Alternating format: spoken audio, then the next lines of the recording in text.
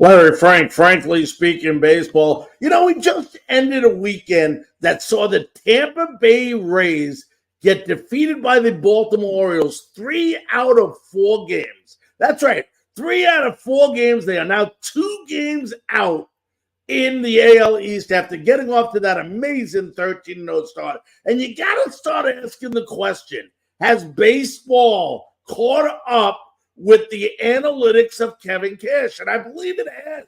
I believe it's time that the Rays make a move. And it might not be a popular decision to people in Tampa Bay, but here's a guy, if you remember, back in late October, a couple of years ago, during the World Series, Blake Snell is pitching. He's third innings pitched. He has given up 2 hits, struck out 9. And here in a game, the 3 hottest hitters of the Dodgers, Mookie Betts, Corey Seager, and Justin Turner, had all struck out twice. Because of analytics, Kevin Cash decided to pull Blake Snell.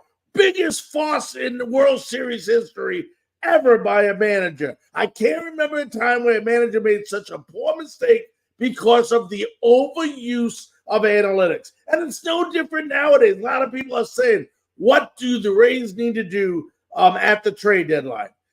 Some are saying, and I know I agree with it, hey, it's time to get rid of Brandon Lau, maybe get Joey Wendell back, maybe get another starting pitcher. Who knows if Verlander can be landed? But at the end of the day, it doesn't really matter who the Rays get, because at the same time, they got the same person running this team, and that is Kevin Cash, who overuses analytics so much. I mean, why can't a batter pitch a third time? Because analytics said so? Come on, ask some of these guys in the old days, like the Denny McClains, the Bob Gibson, the Tom Seavers, the Nolan Ryans, about, pitching to a team, the third time around in the batting order.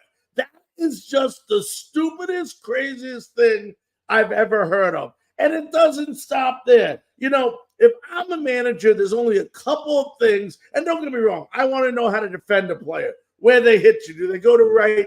Do they go to left? And make sure we defend properly. Do the outfielders have good arms? Do they have weak arms? That's normal baseball stuff we have done from who knows back when. But as a manager, let's think about this realistically. Batting average is overrated. Even the greatest hitter fails 65% of the time when they're up at bat. Okay, I care more about on-base percentage. How many times are you getting on base? Whether it's walk, hit, I don't care. How many times are you getting on base is what I care about. Number 2, what are you doing when it counts? When runners are in scoring position, when runners are on base. That's what I want to know what you're doing. That defines a great offensive ball player. Productive outs. What percent of the time are you getting out productively? Which basically, in a nutshell, is saying, are we moving runners over? When you're a right-handed hitter, runners on first, are you going to right field, or it's more about you than the team? Are we going from first to third on a single? Are we hitting and running? Are we bunting the ball over to put a runner in scoring position and then getting a sacrifice fly? That is a productive out, which is something that has been missing from the game of baseball for a while now. Then a unique stat would be, how many times do we put the ball in play when we're at bat? Not just hits, but I want to know, are you hitting the ball on the ground? Are you hitting the ball in the air? Are you giving the defense an opportunity to make a mistake? This 103, 104, 160, 200 times a year strikeout is not helping the team. As you all know, the home run ball is going away. Look at Alonso of the Mets. He's batting .211 when he's playing. And he can hit some home runs, but he's not helping his team. He's not helping his team.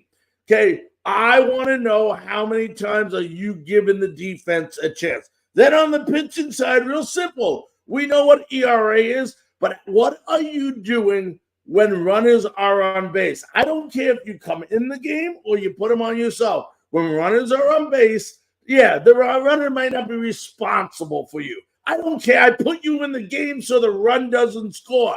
Not that you can say I'm not responsible for it. I want to know what you do in those stress situations. Baseball's not a tough game, but analytics is making it crazy. It's making it tough.